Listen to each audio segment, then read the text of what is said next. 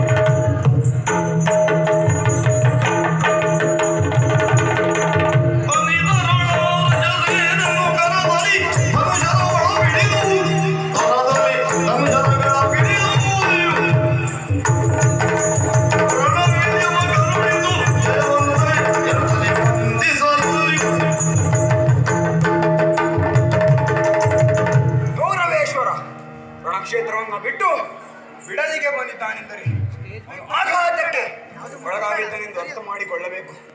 ಇದೇ ಸುಸಂದರ್ಭ. ನೇರವಾಗಿ ಹೋಗಿ ವೀರಾವೇಶದಿಂದ ಹೋರಾಡಲು ಅಪ್ಪಣೆಯನ್ನು ಪಡೆದಿದ್ದೇನಂತೆ.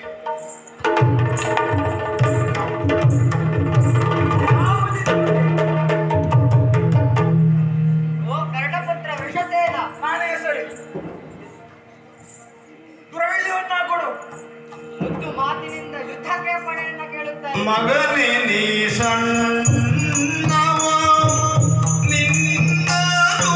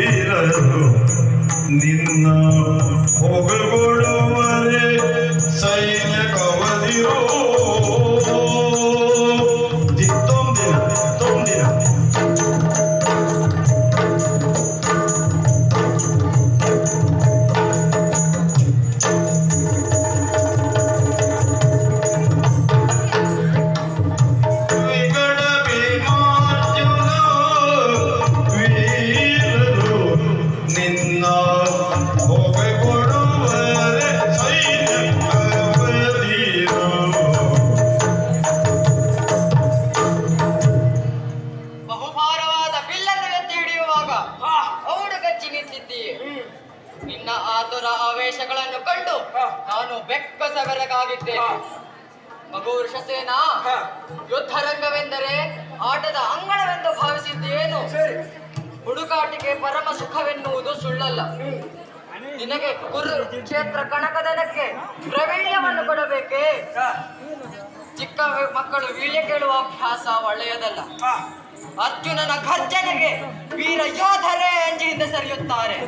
ಭೀಮಗದ ಎತ್ತಿದರೆ ಎದುರಿಗಿದ್ದವರ ಎದೆ ಬಿರಿಯುತ್ತದೆ. ಪಾಂಡವರ ಬಲವನ್ನು ಹೋಗುವುದೆಂದರೆ ಪಟು ಭಟರೇ ತತ್ತರಿಸುತ್ತಾರೆ. ಓಹೋ. ಅಮ್ಮನ ಕಣ್ಣು ತಪ್ಪಿಸಿ ಓಡಿ ಬಂದಿದ್ದಿ ಮಗು. ಮರುಳಾಟ ಕೊರಳಿಗೆ ಉರುಳಾದಿ. ಮನೆಗೆ ಹೋಗು ಮಗು, ಮನೆಗೆ ಹೋಗು. ಯುದ್ಧಕ್ಕೆ ಪ್ರೋತ್ಸಾಹ ನೀಡದೆ ಅಮ್ಮ ಗುಮ್ಮನಿರುತ್ತಾನೆ ಎಂಬ ಹಾಗೆ ಅಂಜಿಸಿದ ಹಾಗೆ ಹೆದರಿಸಬೇಡ. ಭೀಮಾರ್ಜುನರ ಬಗ್ಗೆ ಭಯವೇ. ಭಯವನ್ನು ಬಿಟ್ಟು ಬಿಡು. ನಾನು ಕೆರಳಿ ಹೊರಟಿದ್ದೆ.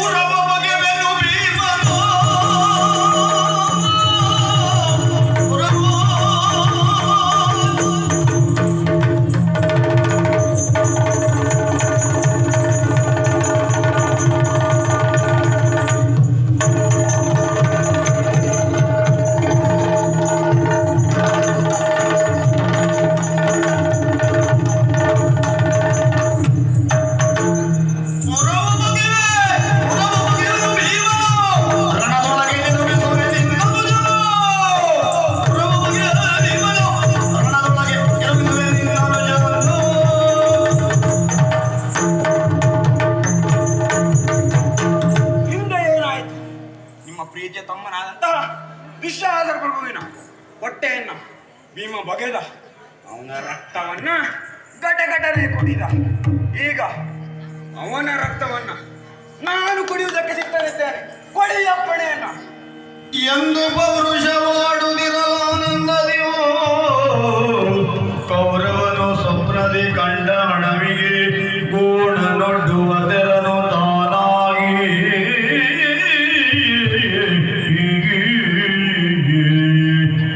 ಕುರುಕ್ಷೇತ್ರದಲ್ಲಿ ನಿಂತಾಗ ಭಯಾನಕ ಸ್ವಪ್ನ ಕಂಡು ಬರುತ್ತದೆ.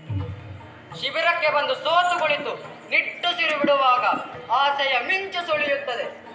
ಇದು ಕನಸೇ ಆದೀತು. ಆದರೂ ಆದೀತು. ಯುದ್ಧದಲ್ಲಿ ಹೋರಾಡುವ ಕನಸು ಕಾಣುತ್ತಿದ್ದಾನೆ ಈ ಹುಡುಗ. ಧನಕ್ಕಾಗಿ ತಿರುಪೆ ಎತ್ತುವವನು ಕನಸಿನಲ್ಲಿ ಹೊನ್ನರಾಶಿಯನ್ನು ಕಂಡು ಬೊಗಸೆಯಲ್ಲಿ ಮಗಿದು ಚೀಲಕ್ಕೆ ತುಂಬಿಕೊಂಡ ಹಾಗೆ ನನ್ನ ಸ್ಥಿತಿಯೂ ಆಗಿದೆ. ಜಯ ಯಾವ ಬಾಗಿಲಿನಿಂದ ಬಂದರೂ ಸ್ವೀಕರಿಸುವ ತವಕದಲ್ಲಿದ್ದೇನೆ. ಮಗೋ ವೃಷಸೇನ, ತೆಗೆದುಕೋ ಈ ಧನವಿಳ್ಯವನ್ನು. ಎಚ್ಚರಿಕೆಯಿಂದ ಹೋರಾಡಿ ಜಯ ಗಳಿಸು. ಮಕ್ಕಳ ಮಾಣಿಕ್ಯವಾಗಿ ಕಂಗೊಳಿಸು. ಹಾಗೆ